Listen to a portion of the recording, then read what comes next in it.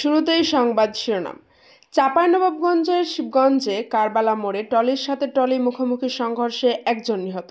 এবার শুনুন বিস্তারিত। চাঁপাইনবাবগঞ্জের শিবগঞ্জ উপজেলা কারবালা মোড়ে ট্রলির সাথে ট্রলির মুখোমুখি সংঘর্ষে মংলু আলী নামে এক ট্রলি চালক নিহত হয়েছে।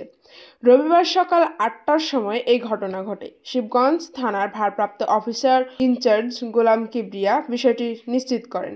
নিহত মংলু আলী শিবগঞ্জ উপজেলার ছাত্রাজপুর ইউনিয়নের মর্দানা গ্রামের বাসিন্দা।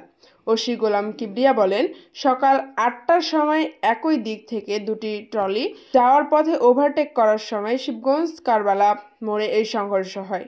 এতে ঘটনাস্থলে ট্রলি চালক মংলু আলী নিহত হয়, যা বিস্তারিত ভিডিও চিত্রে দেখানো হলো।